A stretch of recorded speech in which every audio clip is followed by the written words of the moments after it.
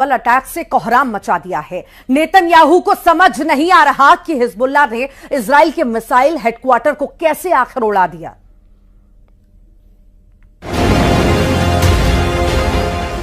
उड़ा दिया इजराइल का मिसाइल हेडक्वार्टर।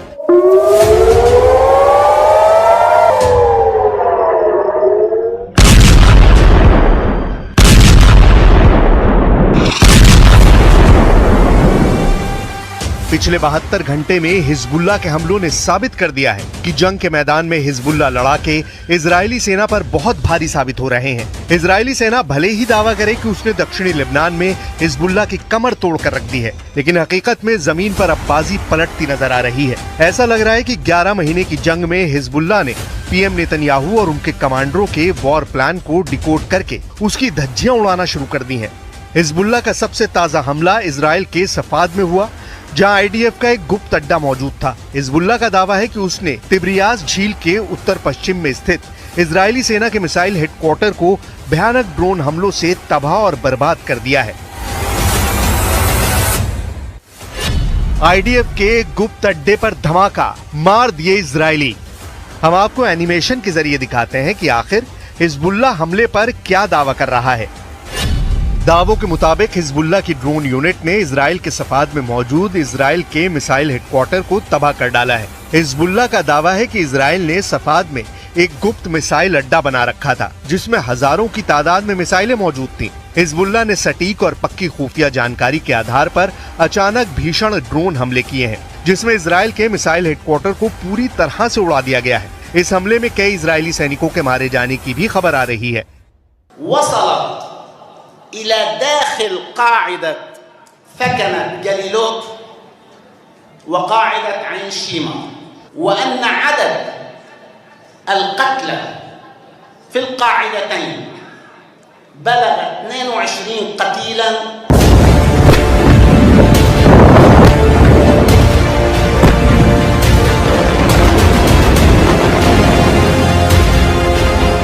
इधर इजरायली सेना ने हिजबुल्लाह के दावों पर कोई प्रतिक्रिया नहीं दी है। इजरायली सेना अभी भी दक्षिणी लेबनान पर भीषण हवाई हमले करने में जुटी है। पीएम नेतन्याहू भी हिजबुल्लाह के हमलों पर चुप्पी साधे बैठे हैं, लेकिन हिजबुल्लाह ने यूरोपियन और मिडिल ईस्ट के टॉप सूत्रों से पता लगाने का दावा किया है कि उसके हमले से इजरायली सेना को भारी नुकसान हो रहा है। अब आप ये देखिए कि हिजबुल्लाह लड़ाके इजरायली मिसाइल डिपो को उड़ाने पर और क्या क्या दावे कर रहे हैं। हिजबुल्लाह के दावों के मुताबिक 15 सितंबर यानी शनिवार को उसने इजरायली सैन्य अड्डे पर हमला किया है। हिजबुल्लाह ने कहा कि उसने आईडीएफ के तोपखाने और मिसाइल इकाई के मुख्यालय को पूरी तरह से बर्बाद कर डाला है। दावा किया जा रहा है कि लगभग 11 महीने की गजा और लेबनान जंग में पहली बार इजराइल के गुप्त अड्डे का पता इजराइल के दुश्मनों को लगा है। हिजबुल्लाह ने इजराइल के खिलाफ दक्षिणी लेबनान के अल अहमदीब और कफर रूमाने सहित लेबनानी शहरों पर हमले के जवाब के तौर पर भीषण हमला किया है। हिजबुल्लाह लड़ाकों ने उत्तरी कमान के मुख्यालय और 91 डिवीजन के लॉजिस्टिक बेस को निशाना बनाया है। हिजबुल्लाह का दावा है कि उसने ग्रेट प्रकार के दर्जनों रॉकेट और ड्रोन से हमले इजरायली सैन्य ठिकानों पर किए हैं। हिजबुल्लाह का हमला होते ही इजराइल के अवीविम, एलिफ्लेंट, कोराजिम वेरेड, अनमोन, कब्जे वाले शहर सफाद, अमूका, डाल्टन और ब्रिये में जोरदार सायरन बजने लगे थे। वहीं हिजबुल्लाह लड़ाकों ने रोसियत अल आलम में इजरायली सैन्य अड्डे के पास एक इजरायली मरकावा टैंक को एंटी टैंक गाइडेड मिसाइल से तबाह करने का दावा किया है। अब ऐसे हालात में सवाल उठ रहे हैं कि आखिर इजरायली सेना और नेतन्याहू किस आधार पर दावा कर रहे हैं कि इजरायली सेना गजा से लेकर लेबनान तक जंग जीत रही है, जबकि इजराइल के मिसाइल हेडक्वार्टर को तबाह करने से पहले हिजबुल्लाह लड़ाके एक बड़े हमले में इजराइल के 22 सैनिकों को मारने का दावा कर चुके हैं। हिजबुल्लाह लड़ाकों ने इजरायली सेना पर ऐसा खूंखार और बेरहम हमला किया कि इजराइल के प्रधानमंत्री नेतन्याहू और रक्षा मंत्री योव गैलेंट के होश फाख्ता हो गए। इजराइल को रत्ती भर उम्मीद नहीं थी कि हिजबुल्लाह तेल अवीव के पास इजरायली सेना के गिलॉट बेस को तबाह कर सकता है। हिजबुल्लाह के चीफ नसरल्लाह ने डंके की चोट पर दावा किया है कि हिजबुल्लाह ने रॉकेट और ड्रोन हमलों से इजराइल के 22 सैनिकों को मार डाला है। हिजबुल्लाह को कमजोर समझना शायद इजरायली सेना की सबसे बड़ी भूल साबित हो चुकी है। इजरायली सेना बेशक गजा के साथ साथ लेबनान पर घातक हमले कर रही हो, लेकिन खुद इजराइल के टॉप सैन्य अफसर चेतावनी दे रहे हैं कि हिजबुल्लाह को हमास समझना इजरायली सेना की बड़ी भूल साबित हो सकती है। हम आपको इजराइल के Israeli reserve major general Yitzhak Brick के बयान और चेतावनी दिखाते हैं, जिसमें वो साफ साफ संकेत दे रहे हैं कि हिजबुल्लाह के सफाए के चक्कर में कहीं इजराइल का ही सफाया ना हो जाए। Reserve major general Yitzhak brick का साफ कहना है कि अगर लेबनान से सीधी और बड़ी जंग इजराइल ने की तो हिजबुल्लाह इजराइल के तेल अवीव, गुशदैन को तबाह कर सकती है। इजरायली जनरल ने यहां तक कहा कि अगर इजराइल ने लेबनान के साथ युद्ध को आगे बढ़ाने का फैसला किया तो इसके गंभीर परिणाम भुगतने होंगे। उन्होंने यहां तक कहा कि इजरायली सेना के टॉप अफसरों की बात निरर्थक होती जा रही है। इजरायली चैनल 12 के साथ एक इंटरव्यू में इजरायली जनरल ब्रिक ने यहां तक कह दिया कि हिजबुल्लाह पर हमले का झूठा प्रचार बंद करें, क्योंकि इजरायली सेना काफी छोटी है। इजरायली सेना के पास सिर्फ 6 डिवीजन है जो हमास तक को खत्म नहीं कर सकती है। ऐसे हालात में लेबनान में हिजबुल्लाह से सीधी जंग इजरायली सेना की 6 डिवीजन नहीं कर पाएगी और लेबनान युद्ध इजराइल के वजूद पर बहुत भारी पड़ सकता है। पिछले 100 घंटे में हिजबुल्लाह ने इजराइल के गिलॉट बेस में हमला करके 22 इजरायली सैनिकों को मार डाला है और अब इजराइल के सफाद में पूरा मिसाइल हेडक्वार्टर उड़ाकर हिजबुल्लाह ने इजरायली सेना की हालत खराब करके रख दी है। अब देखना होगा इजराइल हिजबुल्लाह के हमलों का बदला कैसे लेता है।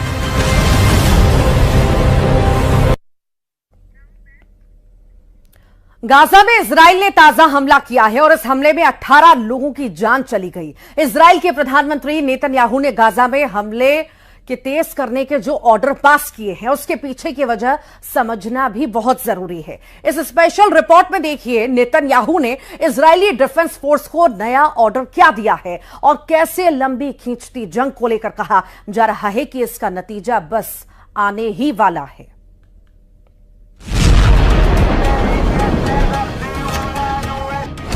गाजा में बिछ गई मौत की चादर। नेतन्याहू की फौज का ऑपरेशन सर्वविनाश एक्टिवेट। 18 लोगों की हो गई मौत, 40 से ज्यादा हो गए घायल। अब तक 41,000 से ज्यादा फिलिस्तीनियों की मौत, 80,000 से ज्यादा घायल। दुनिया ने ऐसी क्रूर जंग नहीं देखी होगी। गाजा में इजरायली डिफेंस फोर्स ने ताजा हमला किया है। यह हमला दक्षिणी गाजा में हुआ है। इजरायली सेना ने एक स्कूल को निशाना बनाकर जबरदस्त बमबारी की है। गाजा के जिस स्कूल में यह हमला हुआ है वहां ज्यादातर विस्थापित लोग शरण लिए हुए थे। इस हमले में बच्चे भी मारे गए हैं। जमीन का सीना चीरकर गाजा में जिंदगी बचाने की जद्दोजहद बता रही है कि यह जंग इंसानियत पर किस कदर भारी पड़ रही है। इसके अलावा खान यूनिस में इजराइल हमास युद्ध से विस्थापित फिलिस्तीनियों के लिए बने एक शिविर को निशाना बनाया गया।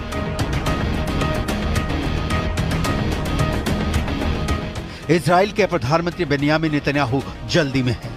गाजा को मिट्टी में मिला देने की जल्दी में नेतन्याहू की फौज ने गाजा पर हमले और तेज कर दिए हैं। नेतन्याहू की जल्दी की कई वजहें हैं। पहली वजह, 11 महीनों की लंबी जंग से इजराइल की जनता उकता चुकी है। दूसरी वजह, नेतन्याहू को लेकर इजराइल की जनता इस पर विमर्श कर रही है कि वो बंधक संकट सुलझाने में फेल साबित हुए हैं। तीसरी वजह, नेतन्याहू के खिलाफ उनकी कैबिनेट में भी विरोध की आवाजें उठने लगी हैं। चौथी वजह, नेतन्याहू के खिलाफ इजराइल में विरोध प्रदर्शन शुरू हो चुके हैं। पांचवी वजह, इंटरनेशनल बिरादरी से नेतन्याहू पर आम फिलिस्तीनियों की मौत को लेकर सवाल उठ रहे हैं। वो लोग जिनका इस युद्ध से कोई लेना देना नहीं है, वो भी जंग के मलबों में कुछ इस कदर दबे हुए हैं जहां रहना तो छोड़िए, सांस लेना भी मुश्किल हो रहा है। गाजा का हाल यह है, वहां जीने के लिए जरूरी चीजें तो लगभग खत्म ही हो गई हैं। मरने के बाद दफनाने तक की जगह भी कम पड़ती दिख रही है। 23 लाख की आबादी हर पल मौत की आशंका में जीने को विवश है। 7 अक्टूबर 2023 से ही गाजा में तकरीबन हर रोज इजरायली ऑपरेशन हो रहा है।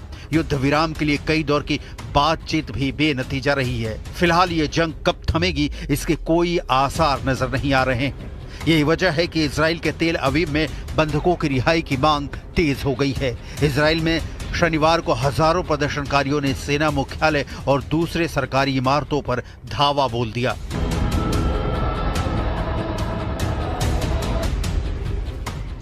इस दौरान प्रदर्शनकारियों ने प्रधानमंत्री नेतन्याहू के खिलाफ नारेबाजी की और गाजा में बंधक बनाए गए 100 से ज्यादा बंधकों की रिहाई के लिए हमास के साथ शांति बनाने का दबाव डाला।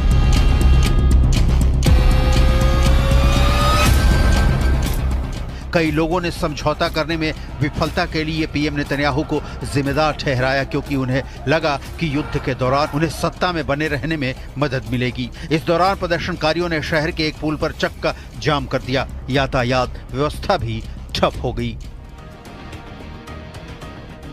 प्रदर्शनकारियों में अब वो लोग भी शामिल थे जिनके अपने हमास के चंगुल में बंधक हैं। इस दौरान नाराज प्रदर्शनकारियों ने गुलाबी धुएं वाले पटाखे जलाकर और बंधकों की तस्वीरों के साथ अपना विरोध दर्ज कराया। ये भी कहा कि जब तक बंधकों की रिहाई नहीं हो जाती उनका विरोध प्रदर्शन जारी रहेगा। 7 अक्टूबर 2023 को हमास के लड़ाकों ने इजराइल में घुसकर 250 इजरायली और विदेशी नागरिकों को बंधक बना लिया था। इजराइल ने युद्ध छेड़ दिया, लेकिन बंधक छुड़ाने की कोशिश में अब तक 41,000 से ज्यादा फिलिस्तीनी मारे जा चुके हैं और जिस हमास के अंतिम आतंकी के मारे जाने तक जंग जारी रखने का नेतन्याहू ऐलान कर रहे हैं, वो हमास का आखिरी आतंकी अब भी इजरायली डिफेंस फोर्स की बंदूक की गोली से बहुत दूर दिख रहा है। जाहिर है नेतन्याहू मुश्किल में है। संयुक्त अरब अमीरात ने भी इजराइल से मुंह फेरा। यूएई ने कहा है कि अगर इजराइल अलग फिलिस्तीन देश नहीं बनाता तो वो जंग के बाद के उनके प्लान का समर्थन नहीं करेंगे। यूएई के विदेश मंत्री अब्दुल्ला बिन जायद अल नहान ने सोशल मीडिया पर इसकी जानकारी दी। इजरायली पीएम नेतन्याहू ने मई में जंग के बाद गाजा के लिए एक प्लान जारी किया था। नेतन्याहू का कहना है कि इसके जरिए गाजा का विकास होगा। प्लान जंग खत्म होने की तारीख से लेकर साल 2035 तक के लिए था। इसे 3 स्तरों में बांटा गया था। प्लान के मुताबिक गाजा में इजराइल कब्जे के बाद फिलिस्तीन की सरकार होगी। इसे यूएई, सऊदी अरब, मिस्र, बहरीन और जॉर्डन जैसे अरब देशों का एक गठबंधन मॉनिटर करेगा। इजरायली प्लान में गाजा के पोर्ट्स में निवेश से लेकर सौर ऊर्जा और इलेक्ट्रिक कारों की मैन्युफैक्चरिंग जैसी कई योजनाओं का जिक्र है। नेतन्याहू की तरफ से गाजा के भविष्य के लिए प्लान जारी करने के बाद उनके रक्षा मंत्री योव गैलेंट ने इसे नकार दिया था। योव गैलेंट ने इजरायली पीएम को चेतावनी दी थी कि वो फिलिस्तीनी जमीन पर कभी भी इजराइल का शासन नहीं होने देंगे। गैलेंट का बयान सुनिए। हमास के बाद गाजा का अस्तित्व तभी मुमकिन है जब यहाँ फिलिस्तीन के लोग ही अंतर्राष्ट्रीय समुदाय की मदद से सत्ता संभाले। अगर सरकार ने सही समय पर गाजा के लिए हमास का विकल्प नहीं ढूंढा तो इजराइल का मिलिट्री ऑपरेशन कमजोर पड़ जाएगा। हमास फिर से अपनी जड़ें जमाना शुरू कर देगा। नेतन्याहू के समर्थन में खड़े अमेरिका में चुनाव का माहौल है और बाइडेन की पार्टी की विदाई के बाद ट्रंप सत्तासीन होते हैं तो युद्ध की सूरत पर भी असर पड़ना तय है। संयुक्त अरब अमीरात जैसे देश अमेरिका के कहे में ही काम करते हैं और संयुक्त अरब अमीरात अगर ये कह रहा है कि वो नेतन्याहू के प्लान से इत्तेफाक नहीं रखता है तो इसका मतलब है कि अपने समर्थक देशों के बीच ही नेतन्याहू घिर चुके हैं। सवाल फिर वही घूम फिर कर खड़ा होता है कि इजराइल हमास युद्ध आखिर कब तक। जहां तक इजरायली बंधकों को हमास के कब्जे से छुड़ाने की बात है तो इसी हफ्ते 6 बंधकों की हत्या करके हमास ने नेतन्याहू को लाउड एंड क्लियर मैसेज दे दिया था कि वो चाहता क्या है और नेतन्याहू हैं कि उनके पास विकल्प नहीं बचे हैं। या तो सारे बंधकों को छुड़ाकर देश वापस लाना होगा या संपूर्ण गाजा को जमींदोज कर देना होगा, क्योंकि यहां से नेतन्याहू पीछे हटे तो घर में इजरायली उनके साथ चाहे जो व्यवहार करें, अरब देश इजराइल के खींचे कदम को एक कमजोर देश की निशानी से ज्यादा कुछ नहीं मानेगा, जो भविष्य में इजराइल के लिए आज से भी बड़ा संकट पैदा करने वाला हो सकता है।